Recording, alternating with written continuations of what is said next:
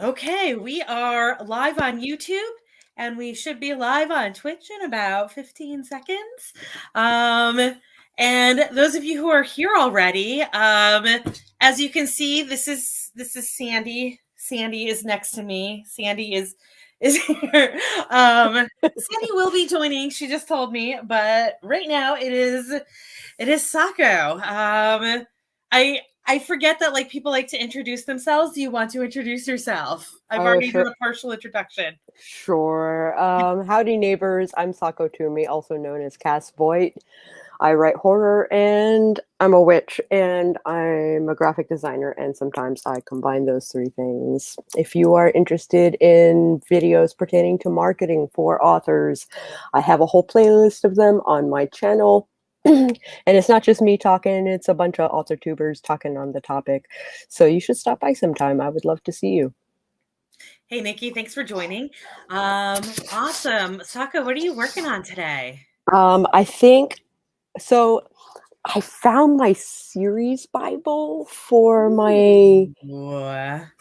Anchor series, which I lost the Anchor series, which like my heart. Uh, but 'cause I lost it with my old hard drive. But I hand wrote all my outlines, That's fantastic. so I'm How doing long like has it been since you wrote that series? Like when was the last time you actually put words in it before you lost it entirely? um April and July of 2021. Okay, so this is a fresh loss. This is a fresh loss. That's hard. So you're gonna jump right back into it? Is that your plan, or are you just gonna read it and I'm think gonna about writing? try and do all of the outlines for all of the books, and then I'll look at the whole thing and be like, is this even a story that I want to tell at this point? I mean, it's like 15 years old, and Mhm. like, is anybody gonna read it or and care? Yeah, I exactly.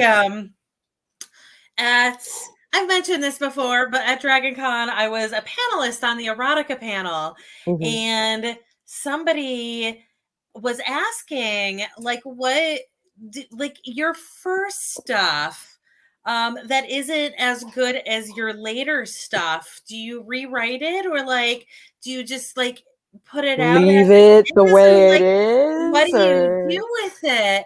And the funny thing with it is that, like, I told my story, and then everybody else told their story, and nobody else's was quite as dramatic as mine. But oh, basically, we all agreed that like none of us started writing in the genre that we ended up being writers in. ah. So it didn't matter. Mine was a bit more dramatic because the reason that I write romance is because I read 50 Shades of Grey on a dare and was like, I can do Do better than way this. What better. the hell? And not like I know a lot of people have had those similar thoughts. And like my goal wasn't like, oh, I am going to write this and I'm going to make billions of dollars off No, of no, it no, because it's so much no. better. I just wanted to see. Like this was the first time that I had really come across a romance that like I had read a little bit. I had like a Nora Roberts phase.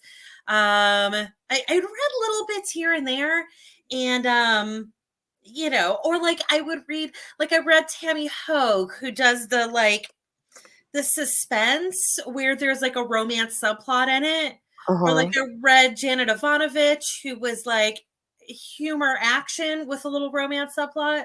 So, but I had never actually like gotten super into romance. But I was like, I am just curious now about how difficult it is to actually write romance. And I'm going to write like basically this story and see how it goes.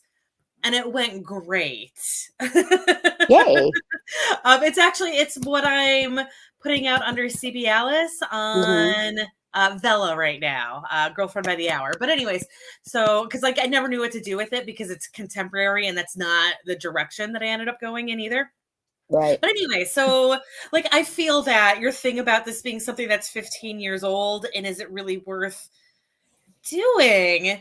Or Um, do I just come up with new books and just move forward from here? right. Is this something where you like you use it as inspiration for a new that's like more in line with what you do now? Or you've already got like a world built there. Like I have things where like I basically moved into a world that I had already built just so Yeah. that I didn't have to Well, I build did a new that. world again. And the MC of this book is technically, he's a guest star in my book Hope's Chest, which was set in the same universe.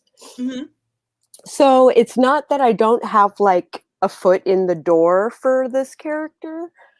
Um it's just, I don't know. It's a male character for one, and he's a bit of a misogynist, which he gets over, and he's a bit of a racist, which he gets over, and he's a flawed human Yeah, yeah, yeah. being Yep. at the beginning, and then by the end of the series, he's like, godlike, right? So, like, is that a character that deserves that much attention, or do I just like keep running with, Flambeau, which I've been writing with BC, which is kind of set in a similar universe? I don't know. Yeah. I don't know. Are these if you go the full distance with them, are they like full length massive books or are they things that could be smaller little projects? I don't know. See, and now with Well, I'm Vela just and everything and wondering. Chiller and everything like that, like I could probably get away with doing like a couple of scenes or like do it by act or whatever and release it like piecemeal. Mhm. But like I like, I don't know, because it's fan fiction, technically speaking, because I write it in the White Wolf universe. Gotcha. Um, I am relegated to their store.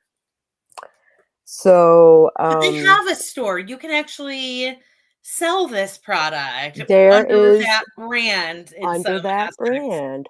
Right. Um, basically, they have a little loophole in their legal stuff. They have a small label for their fan stuff That's called nice. Dark Pack. So as long as you put Dark Pack on it, like they won't come after you. Oh, that's fantastic. I love that. Yeah, I think more it's places need to really do that. cool. Yeah, It's really cool. back a few months ago, there was that virtual convention that I did a bunch of stuff for that I was running the like chill and chat lobby for the very final one. So I just invited a bunch of panelists in and whoever wanted to join, we could just like talk about whatever Came their up. Yeah, thing sure. was. Sure. Like was there anything that you didn't get to say in your panels? We could talk that whatever. And somebody who was doing a bunch of the um game writing panels Mhm. was jumped in and I didn't know anything about any of this stuff because like my last exposure to D&D was my brother in 1986. Right But on. like I got to hear all about how like D&D split and so now I don't know what the other name of the company is. It's a really well-known name. If I hear it, I'll know it. But the fact that like D&D kept all of their stuff proprietary and then the other company that split off from them, anybody can write in that and like how much it has changed both those worlds just because of whether they had control or whether they allowed everybody to shape it just had huge differences, huge impacts on them. Huge impacts. Yeah. And Um, Storyteller's Vault is very, which is the name of the store, right? okay. And they focus mostly on content for storytellers, for game masters, like Cities by Night and whatnot, Mhm. that other players have written. And they mix it in with White Wolf content like that's 100% legit. So half the time you can't tell what's fan made and what's what was proprietary. That's awesome. Yeah, I think Um, so too. Nikki, let's see. Nikki says she has a question Oh, for okay. her upcoming stream. She came up with a topic for the upcoming stream, human emotions, and I was thinking about books or movies where they show it pretty good and where they don't. Tangled movie kind of inspired me with that topic. I'm going to think on that for a bit. Uh, that's a big question. Yeah. Yeah, I don't. It's funny because like I'm sure that I am like aware as I watch things where these problems are. I just don't usually think of them in quite that phrasing, you know? Like I don't think about it as being good human emotions versus bad human emotions so much as like just a good character versus a bad character. Hmm. So I will need to think on that. And I've also unfortunately never seen Tangled because I am old and decrepit. So I don't I've heard many good things about Flynn Rider and I have no input on that. But let's go ahead and do a sprint. Sandy is texting me. She is having massive Difficulties. computer Yeah. issues. So let's go ahead and do our next sprint, our first sprint. Our first break. And I'm in my craft room right now, so I'm just on my little laptop. This is really funny. I don't close programs, so the timer has just been sitting here for a week, slowly counting the days since it last died. But we're going to do 20 minutes. It is 43 past, so that is going to take us to 3 past the hour.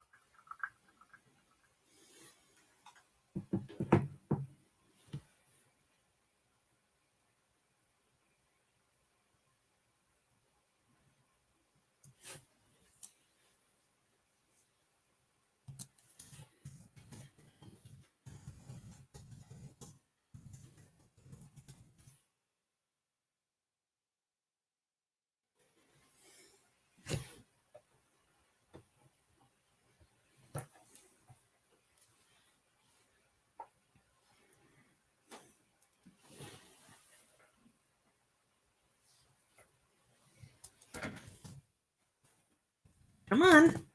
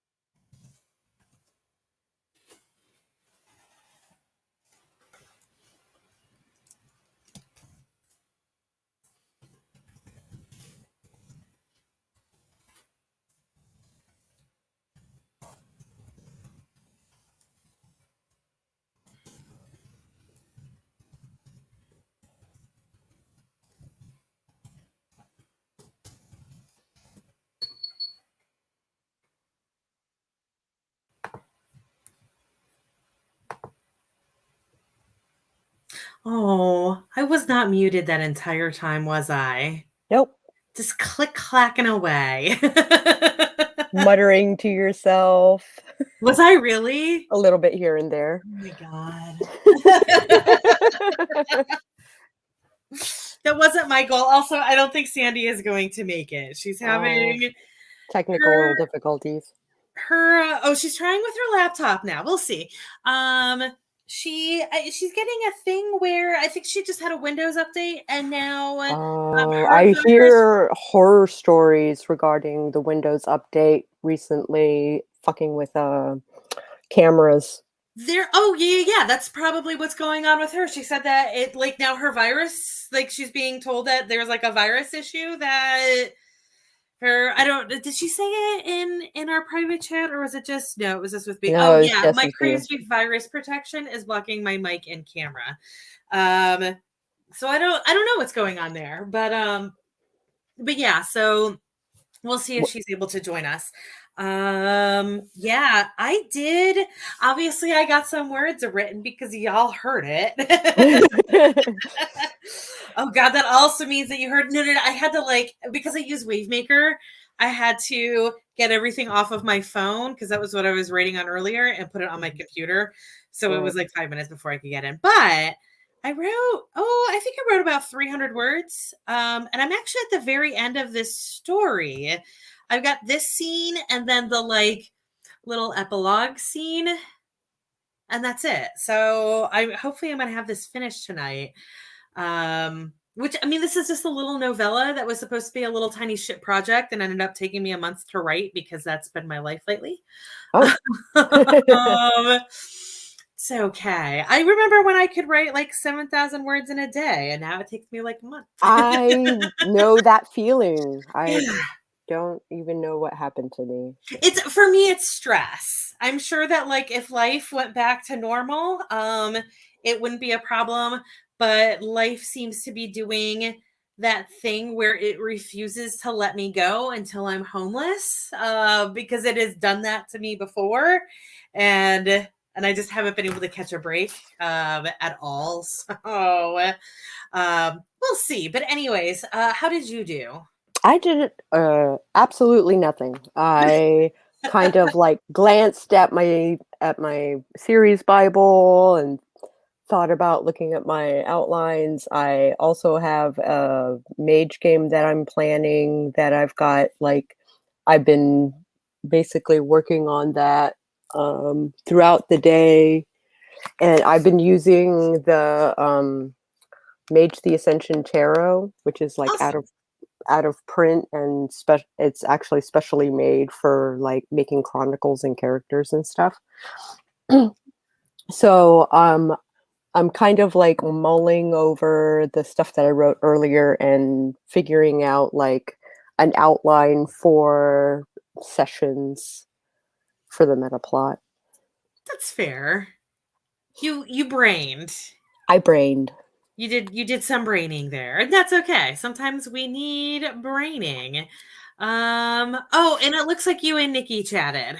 Yes, we did. Yes. Did that problem get figured out, or I what's think she's trying to figure out like and narrow down exactly the point she's trying to make. gotcha? Okay. And then Maggie finished 2.8 thousand words. Yes, I read that correctly. I'm Yeah. tired today.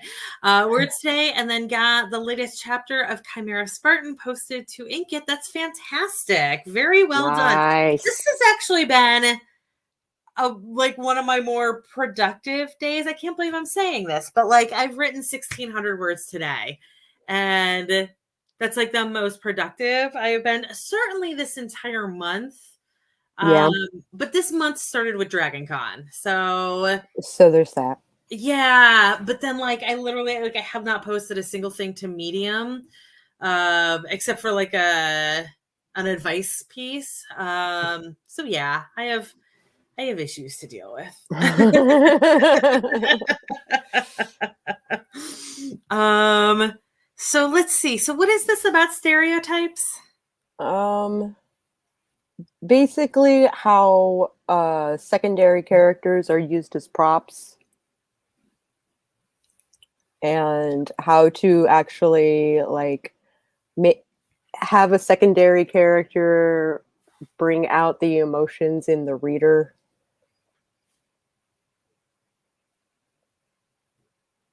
Oh, I see.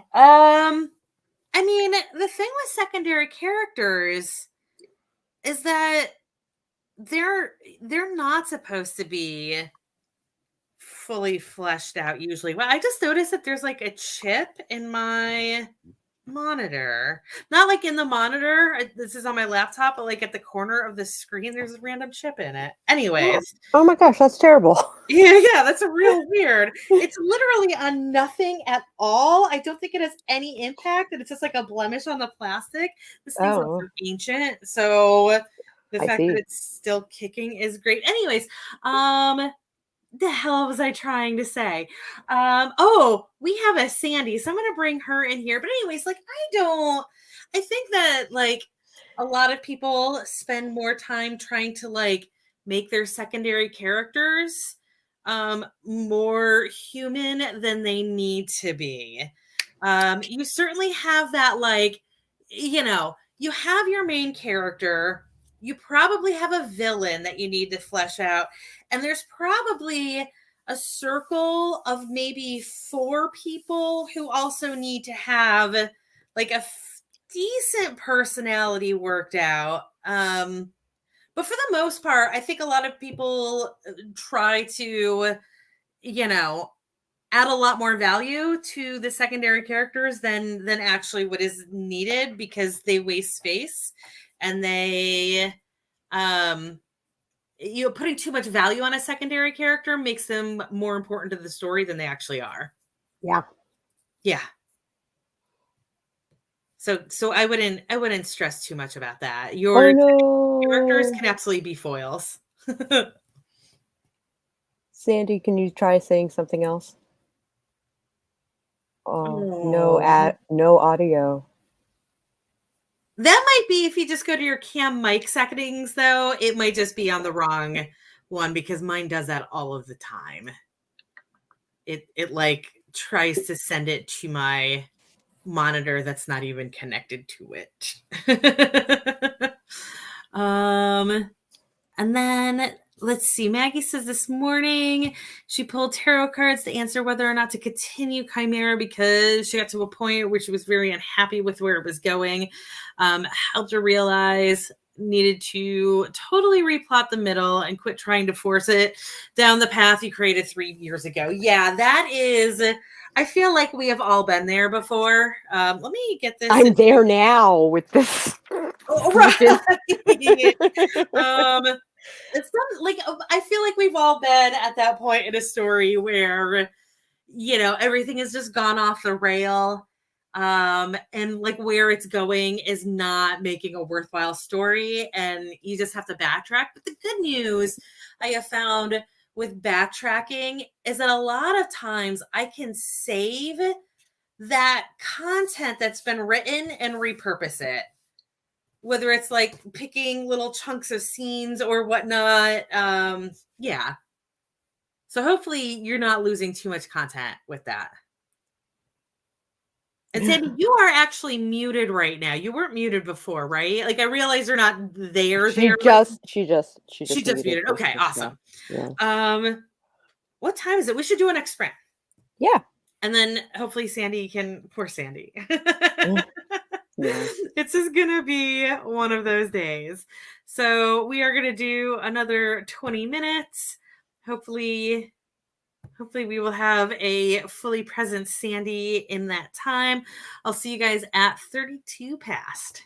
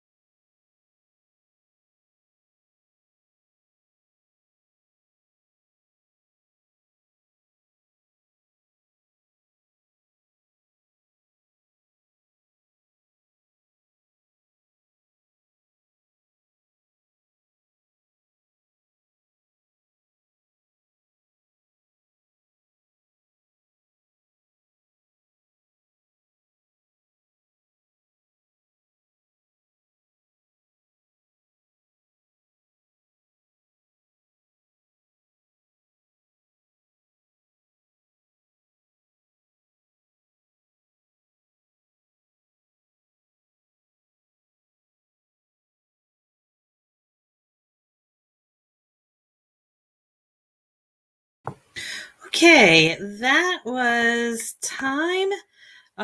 It looks like we are not getting Sandy. Everything just went terrible for Sandy. I know she had like actual client work to do, so it just. Anyways, how did you do, Sako? There we go. Did you do? I mostly I'm coming up with actual bullet points for the sessions and coming up with how I'm gonna make them become mages and stuff. Awesome. I count that as productive. I finished that scene and yeah, so I'm at 2030 words for the day. So got that scene written. Nice. I'm gonna hopefully get that other scene written tonight, and then it'll be done. And if that's the case, then tomorrow I will grant myself a super lazy, crafty day. Because Exciting. we have our Bob Ross tomorrow night. Yeah, we do. And I have a quilt that is almost done. I was at the point of putting the binding on it, and I was going to do that.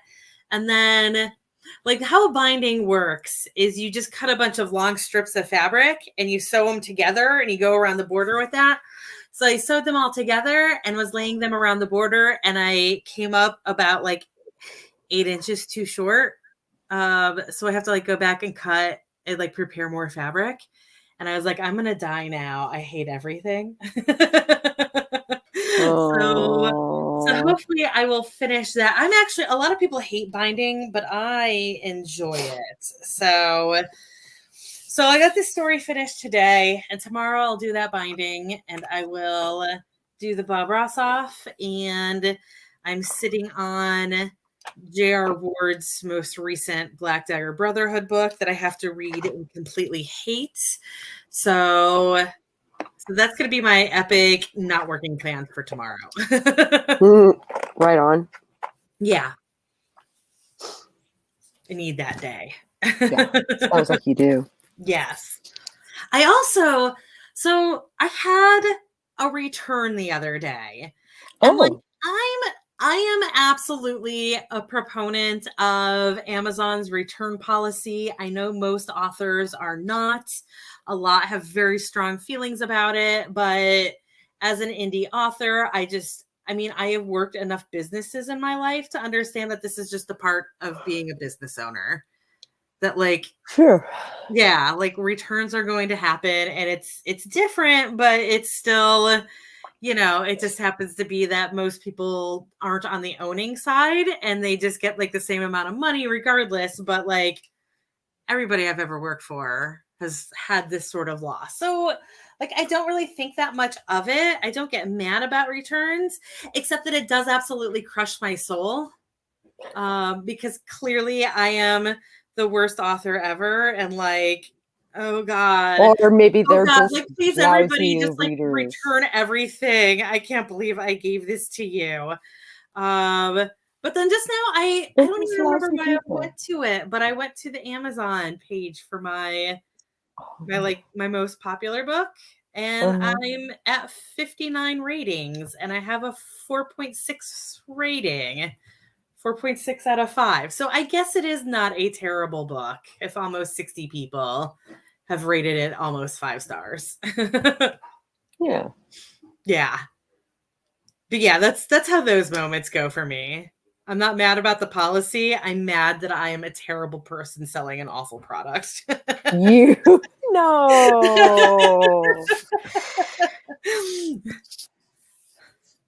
Oh, hey Courtney. Hi, It Courtney. has been a minute, I feel like, although I guess I just don't stream that much anymore. But welcome. So, Sako, your Vampire the Masquerade game just ended, right? Is that That is okay? So, correct. is this what's going to replace it? The mage Yep. game? Awesome. Yeah. We're not going to do the same time slot. We're going to shift around time and time like what day it is and stuff like that. But we intend on streaming it. Awesome. And is this I said, I literally my only context for anything ever is D&D from 1987. Hmm. But basically Stranger Things. But Right. this is like a similar game but a different brand, or It's if you had to make urban fantasy a game, like that is basically what Mage the Ascension is. So it's basically this time, this day, this age. And and so what's Vampire the Masquerade then? Is that a different setting, or are they both playing in the same sort of? it's the same universe. Okay. We just got a wild hair up our asses and decided that it needed to be in the 1980s for the vampire game. So that was fun. But that's not normal for Vampire the Masquerade. No, Okay. no. I also But like the cool thing about these games is that you can choose whatever time you want.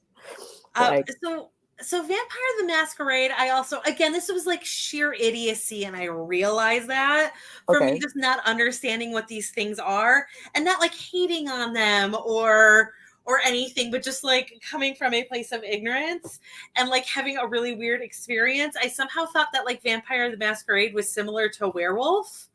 It is in a way. It is? Yeah. Oh. Werewolf the Apocalypse. It's a sister game. Oh, is Werewolf the Apocalypse the full name? I know. So Werewolf, I just know as at Dragon Con. Oh, sure. When I'm going, this is really funny. So like Dragon Con is in it's in 5 different hotels. Oh, wow. Because it is so big. But part of it is in a Hyatt that has like 2 wings to it, 3 towers, I think, actually. But because Atlanta is, of course, like a gigantic mountain, the building is slightly offset. Mm-hmm. So all of the writing stuff is like over here, but like pretty much the entire rest of the world is on this side of it. Mm-hmm. So in order to get the writing stuff, you have to go like all the way down into a sub basement and like cut across and then go back up to get to the writing things. And like that sub basement is where they play Werewolf. And that's awesome. And as like an outsider that has no idea what's going on, and it's just like 20 people sitting in a circle, that it kind of looks like a really well organized Duck Duck Goose.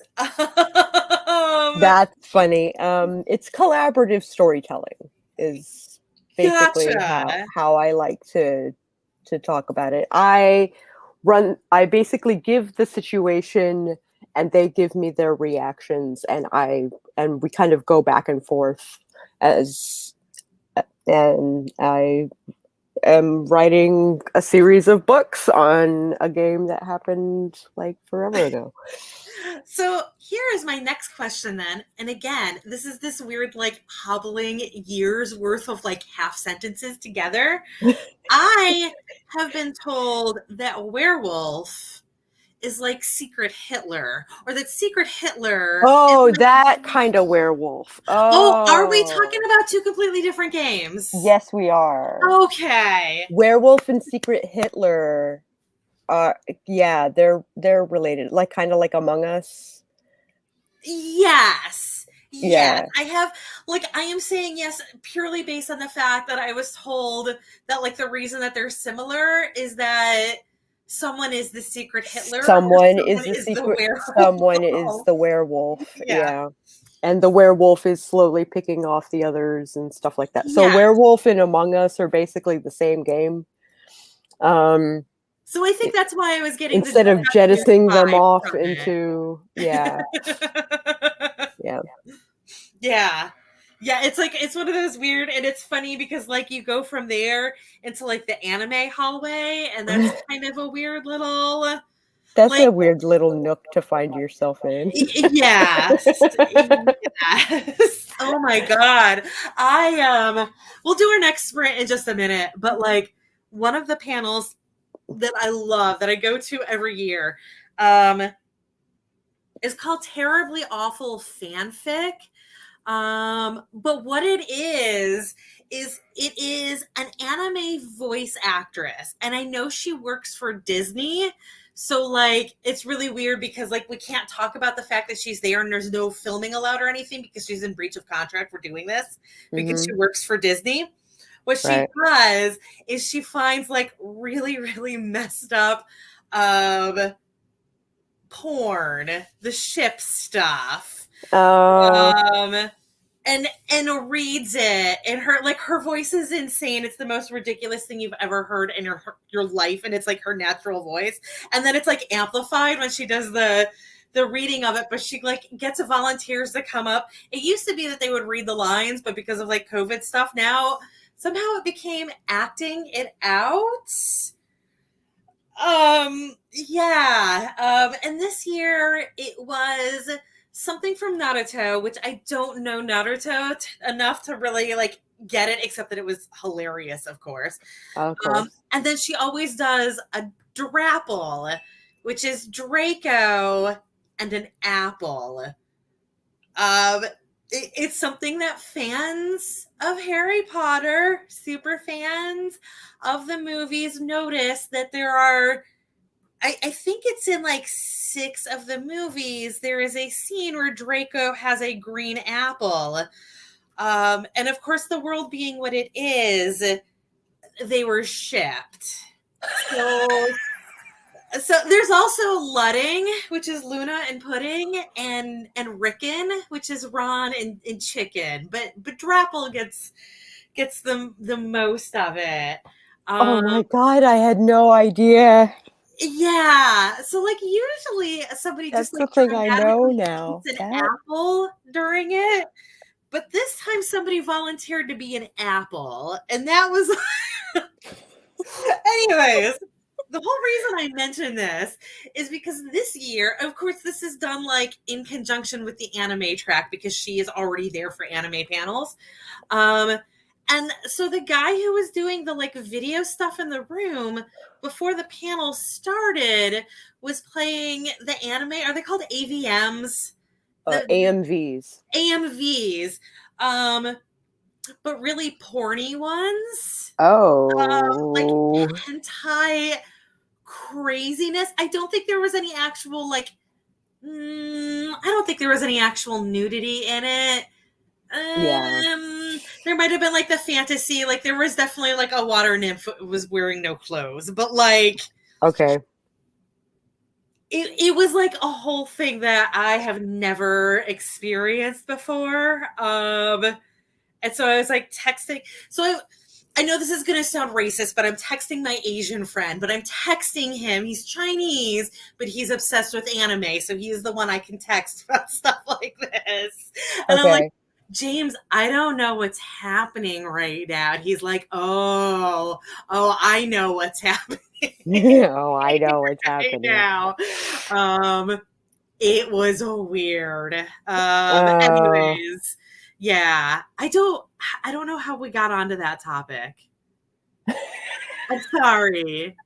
It was we were definitely talking about how werewolf and it started going towards Dragon Con and anime and I know that my definite goal was to mention those really weird videos, and like the songs themselves were totally messed up. Like I don't yeah, oh, know what yeah. I don't know. This was again new world for me. And there was somebody next to me who was like 60 years old, and at first I was like, "Oh no, oh No. no!" But then I was like, "Wait, no! If they're in this panel, then they need to They be signed the cool. waiver. Yeah, they need to be cool with this if Yep. they're going to survive this panel." Because Uh-huh. like one of her other favorite ones is the fanfic about the giant squid in the lake fucking Hogwarts castle. So yeah. The And castle, not any of the yeah, not no, any of the it's people. literally like penetrating the windows. There was one funny, again, she gets like volunteers, and like one of the funniest things I have ever seen was somebody was wearing glasses. And so, like, while she is reading this thing about like penetrating the window, she literally like slides her fingers into the person's glasses and goes like this. Like, also you have to be like real comfortable with no longer having personal space anymore with her, but it's delightful. But yeah, right into her glasses, little tentacles, just like it was crazy. It's the highlight of con every year for me. Um, Oh my gosh, that's and then like amazing. I had to run to actually get to that other panel that I was on. Like, so like I get to that panel and I'm all winded and I'm like, I'm sorry. I'm sorry. I have a body for escalators, and I did not. If I tried to take the escalators, it was going to take me 45 minutes to get here. So Yeah. instead, it took me 10 minutes straight uphill, and like,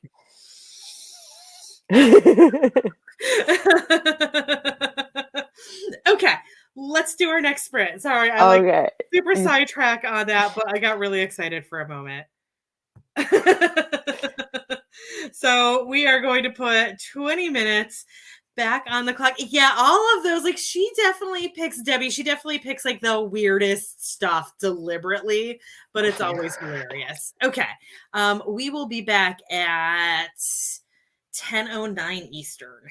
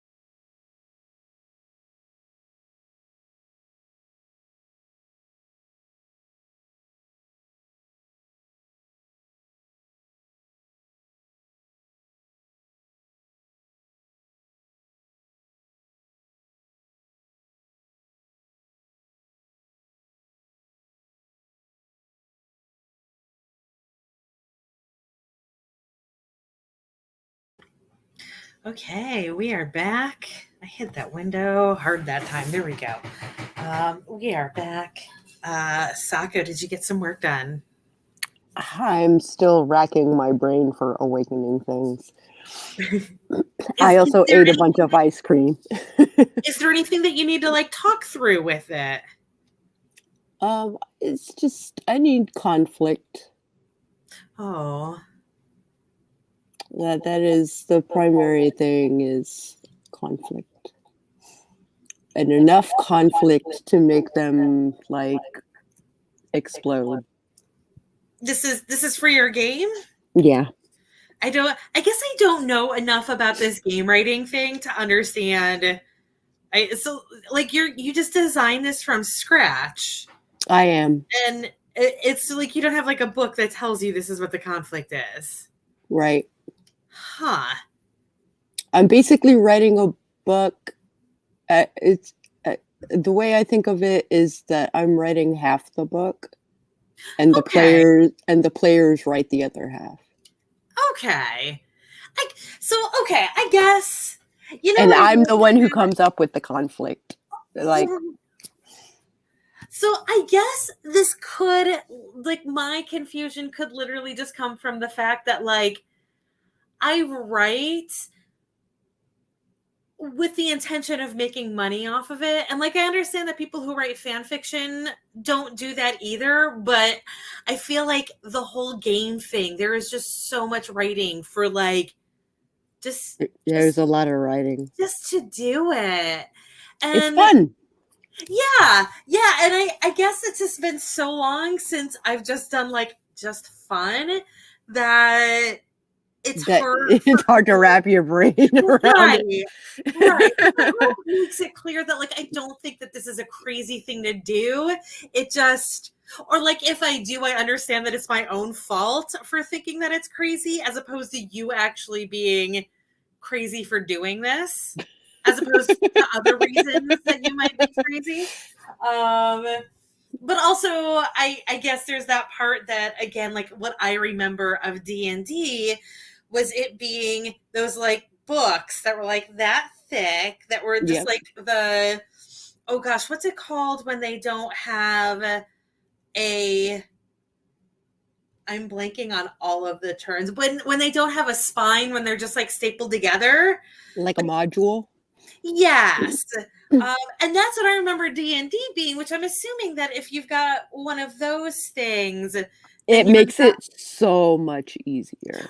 Right. That you're because not doing that's the thing that gives you the conflict. Yeah, right. exactly. And Yeah. I'm doing this stuff from scratch, right? Right. So I feel like it's those two things coming together for me that like probably if I didn't know D&D as being those books, it would make more sense. But it's just those two things clashing to be like, I don't understand anything that's happening here. Except I feel like you should be selling this for money. and I could because of Dark Pack. Oh, so like this is something that they sell that. Mm-hmm. Okay, but like they also sell stories, right? Yeah. Okay, just making sure that I was understanding there. So it's kind of like Dungeons and Dragons and then Dragonlance, and they've got both. They do, but they haven't done novels since like the 90s. But you can sell a novel through them. Yeah, okay. It doesn't do great. It doesn't do great. Right. But that was what you were talking about before, right? Oh yeah, because you said it was fan fiction. So it technically counts as fan fiction. Right. But like that, okay. So like when you said that, I was assuming it was a novel or short story format as opposed to a game, which it was. And now this is a separate thing that is a game, but you can also sell this game. Yes. If I write it in such a way that other people could understand it. Absolutely. Right. So how much does this is really funny because again with that that convention, that virtual convention, like I had to stop everything because I was like, like you're talking about what's going on in this one little sector of this whole great big world. And I need to know where this world is in the universe. Mm-hmm. And we're right back to this conversation. So, like what you're doing now, will it ultimately give you, obviously not written in the same clean fashion, but will it basically give you one of those booklets that my brother had for Dungeons and Dragons? Or is this something that because you are writing it from scratch, you will always have to be far more active than you would have been if you had one of those booklets? I have to be far more active. Okay. Yeah. And then how does that change things for the players then? Or does it not? I make it revolve around the players, which is why I don't necessarily like using the modules. And besides, I only have modules for vampire. I don't have any modules for mage. And so how do those modules, like what do they focus on? Is that like more like... It depends on the module. Oh, okay. Mm-hmm. Okay. So it could be focused on like the journey or... It's always the journey, right? That's the lion's share of the module. But it's like there's always a point and there's always a villain, even if the villain turns out to be you. Even if you are in fact the werewolf. Or even if you are in fact secret Hitler. Okay, so then do these things get lost, like as opposed to won? Is there a win-lose thing in well, this? if you die, you pretty much lose in that way. And then, okay, so like, say, okay, this was. But like, then I feel like I'm doing something terribly wrong if they die in game. Oh, no. But like, if that is just how these games work, then that's fair. But then, so my follow-up on that is, so like, you did Vampire the Masquerade for like many days, several hours at a time, correct? Yeah. So like what happens like if a person dies early on, if they roll that one as they it were, roll a new I have them roll a new character. Okay. That was exactly where I was going with it. Like, do you just have to go home then? Sorry, you can't play with us anymore. For that game, that's pretty much the answer is they get to go home. But then I take them aside and I'm like, you can make a new character and come in again if you want. Got it. Okay. And so like if there is like a loss in the game, there can be. Like where everybody all dies at the same time to the big boss. Yeah, exactly. Which means that's a lousy GM in my opinion. Gotcha. Okay. And would that be held true for those, is it modules? Is that what you call them? Uh-huh. The booklets? The little booklets, yeah. Is that true for them as well? Or is it more out of the DM's control at that point? How do you mean? Like, is it more likely to like end in fail? It is less likely to end in fail if you use a module.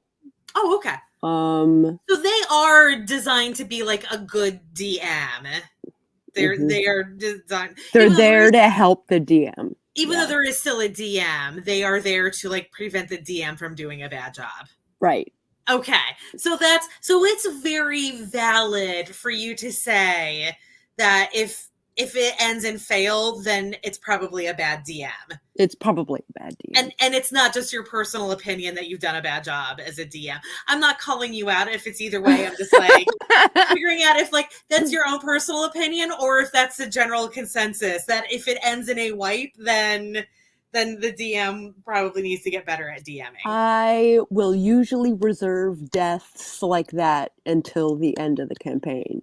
That makes sense because otherwise okay, so here's another question and then we need to write. But here's another question then. Either if it either hypothetically does end in a wipe at the end of the campaign, or even if you do have a positive outcome at the campaign, do you ever reuse those campaigns, or is it something that you do once and then it's gone forever? I'll use the same beginning Okay. and I'll use the same meta plot, but the players make the game basically. Like Gotcha. they change it to such a degree that like I like the idea of using a previous game and running them through that, but I feel like they deserve their own story. So then is that a different experience than if you're using a module? Like, does the Um, game stay pretty much the same if you're using a module, or does that also have like Pretty a much the adventure thing? same, Okay. pretty much the same, but I like character-driven stories, so I will make a lot of the story revolve around the characters. I write romance, so I also like character-driven stories. Yeah, All yeah. right, let's go ahead and do our next sprint. Sounds great. Yeah, and then I think we should call it a night after that one. Okay. Yeah. So 20 minutes back on the clock. That's going to take us. That is not my clock. That is my clock. 20 minutes back on it.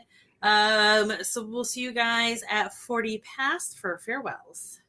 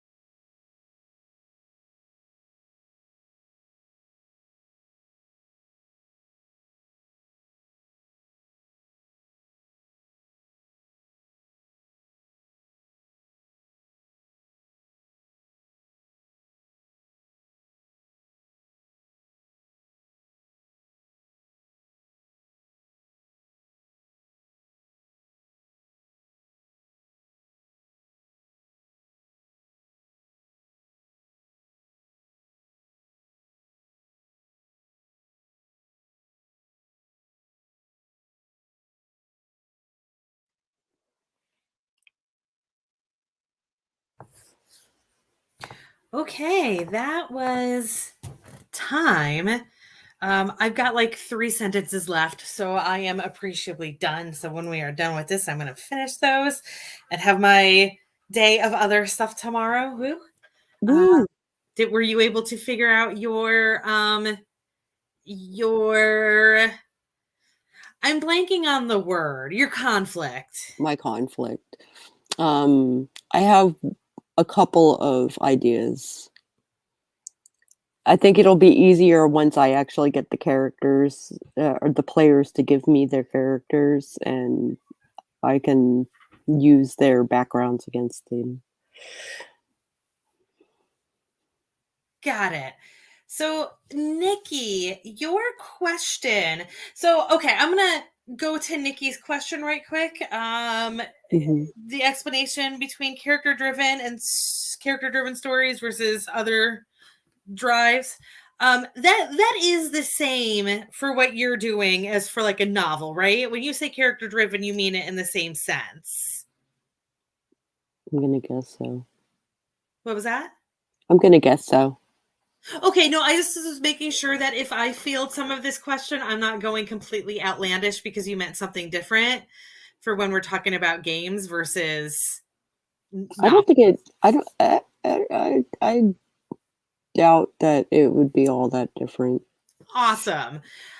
So Nikki, I feel like the best way to look at this, which isn't entirely accurate, but gets you closer there, is if you take a romance story, whether it's a romance novel or if it's a Disney story, um like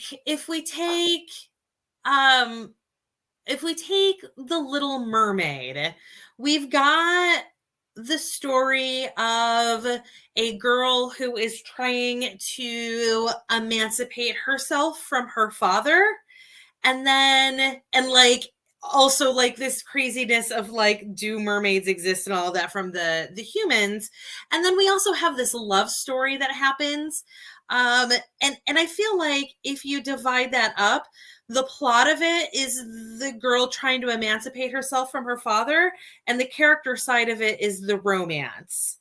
Hmm. um and that's going to be kind of the same for any romance novel, where usually a romance novel, you have like an outside plot, you have whatever craziness is going on outside, and then you have this internal plot between these two characters who are falling in love.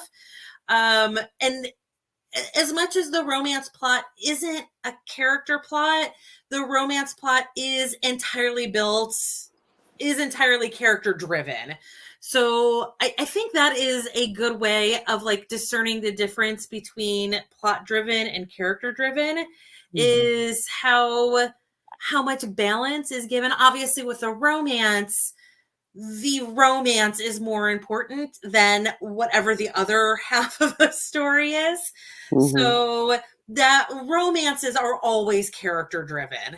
Yeah. And again, there's kind of an error with it because uh, the romances, the love story is character driven, but it's still a plot. So like there's a slight technical Yeah. glitch The in it. line gets real hazy. Yeah, there's a slight technical glitch in it, but in like broad strokes, that is a good way to see the difference between a character driven story versus a plot driven, or versus an action driven, which of course an action driven would be um where it's not even the plot so much as the like it's easier for me to picture it in action movies where like we're not watching Bad Boys for the progression of the plot, we're watching it to see Will Smith blow shit up.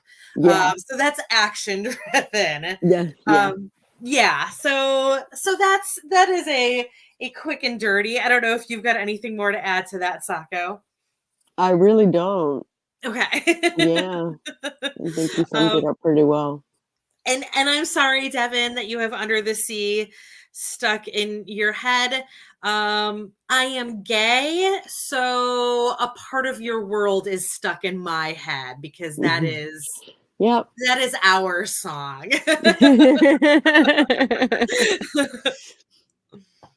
Yeah. Yes, absolutely. A character-driven story, Nikki just said, it's pretty much about them and their growth. 100%. That is what character-driven is. It is, it's where what matters most to the reader is how the characters themselves grow and not how the story plays itself out. Right. Yeah. And I guess that's everything for tonight. If you want to do an outro. Sure. Howdy, neighbors. I'm Sako Toomey, also known as Cass Voight. I write horror, and I'm a witch, and I'm a graphic designer.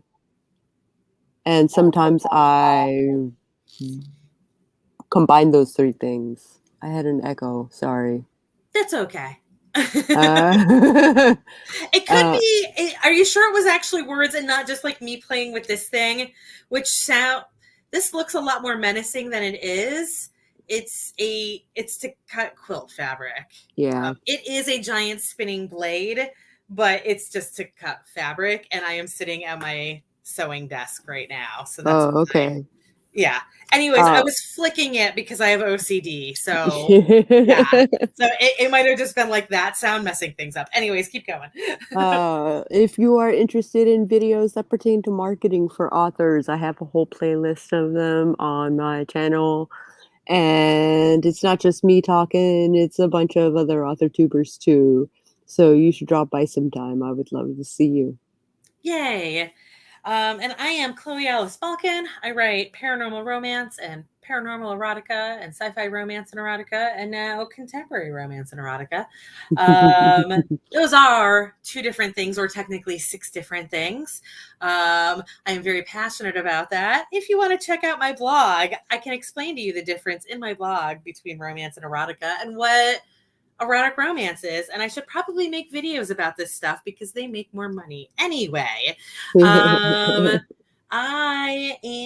So we are going to be back here on my Twitch channel. I'm not sure if I have it scheduled on our YouTube channel or not, but we're going to be back here tomorrow at 8:30 p.m. Eastern, me and Sako, to do a Bob Ross off. So we will be painting tomorrow night in this time slot. But of it's course, going to be so hard. Oh my God. The last one I did was such a train wreck. But then the friend that I was doing it with, you saw her picture, right? You saw Brittany's disaster. Again, Brittany's a good painter. I don't know what the hell happened. Holy cow. I would never have said that to her. Are you actually going to be painting, or are you going to be doing... I'm going to be doing Procreate again? Awesome. I still haven't done... I still want to do one in paint, and I haven't done it yet. But yeah, so we'll be doing that tomorrow night. And hopefully I'll be back here next Wednesday at 8:30 p.m. with Sandy. Sandy had all those technical difficulties tonight. But yeah, follow me on Twitch, Chloe Alice Balkin on Twitch, where I have pop-ups regularly that are sometimes gaming rights and sometimes just regular streams. And that is my life right now, is pop-ups. So I think that's everything. Y'all have a good night. Happy productivity, and we'll see you later. Bye. Bye.